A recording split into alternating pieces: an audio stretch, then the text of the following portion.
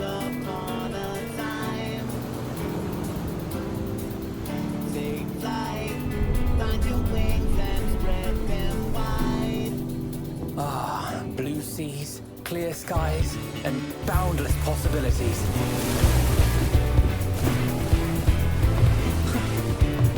I dare say our destination will soon be in sight. Enjoying yourself for a change?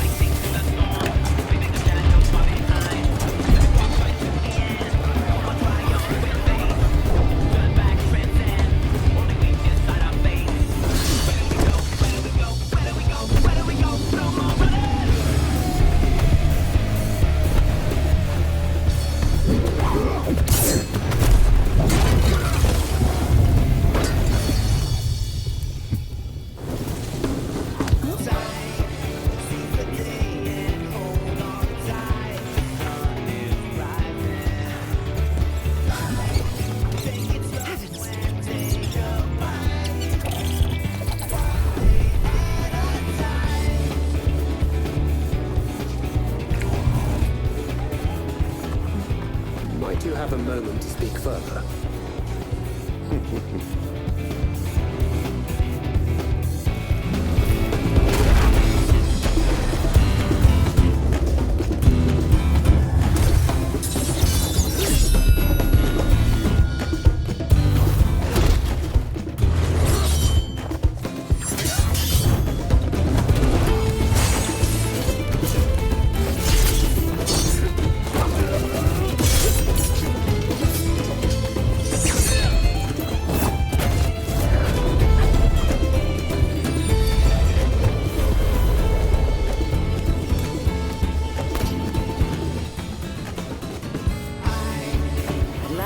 Come to the land you call the New World. My home. Tural.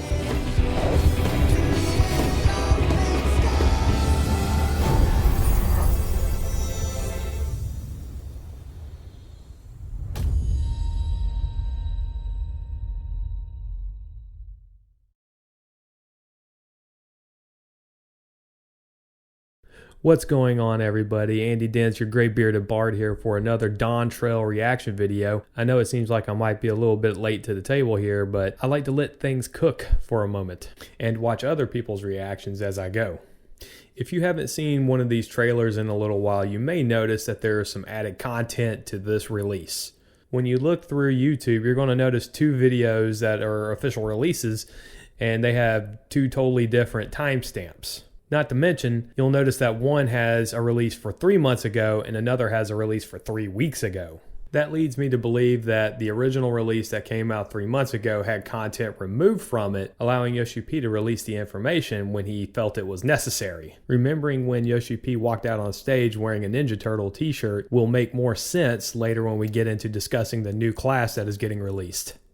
The theme song was written by Masayoshi Soken, and the lyrics of the song, clearly indicate that the Warrior Light and his team are going on a whole nother adventure. Go figure. Someone in a Final Fantasy game going on an adventure, right? The trailer opens up as it pans from the sea or an ocean to the stern of a boat. It's kind of hard for me to tell due to the upgrades in sound quality and the British accent, but either Thancred or Alphanode is the opening narrator, insinuating they've been on this boat for a little bit. That is when you will see the Warrior Light light cloaked in a white garb, and Erenvel, the gleaner we met in Endwalker, coming into frame. The next part of the trailer transports us to a tropical forest-like environment where it appears that these beastmen are on a hunt for some type of creature or something, and they are escorted by a Estinian. These beastmen remind me of the Wally from the Blue Mage story arc, and their design language also supplements that as well. Nonetheless, a great big Godzilla-looking creature comes out of the water, knocking back some of the beastmen, inspiring Estinian to go on the assault. Following the trend set by Stormblood and Endwalker, this part of the video alludes to a possible new dungeon and a new boss with this Godzilla-like or behemoth, however you want to say it, as a boss. I might be kind of biased with this, but as Estinian lowers the hammer on this big Godzilla-looking creature, still somewhat proves to me that the Dragoon is the most DPS producing job in the game. But I digress. The last section of this part of the trailer cuts to the new city, Tulial, Tuliyoll,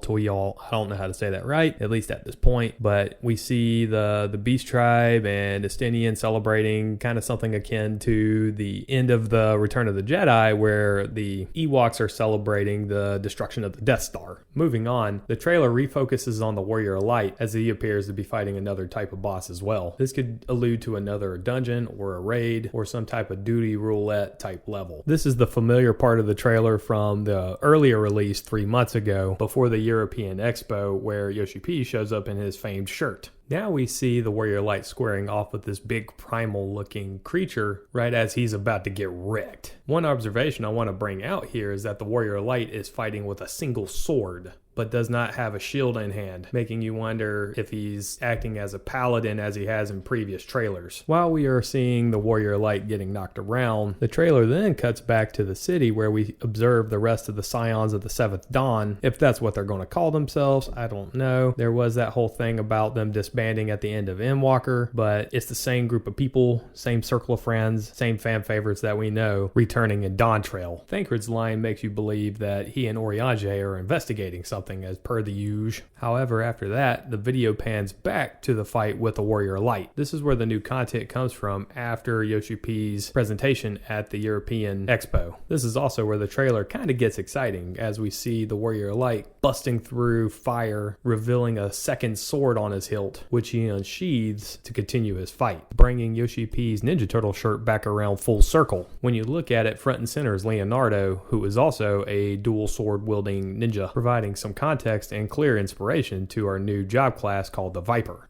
Also, looking back on Final Fantasy IX, where Zidane, I'm not sure if I said that right, but Zidane was also a dual-wielding protagonist, where his weapons also connected at the hilts when he would change stances. This is a technique that the Warrior Light demonstrates as we see him finish off the battle with this big beast. Finally, we come back to the boat where the trailer started with the Warrior Light and the Gleaner Erenvel, where he iterates that we are arriving at the quote-unquote new world, or as he refers to his home, the Tulial. He says it really fast, and I'm not 100% familiar with his diction either.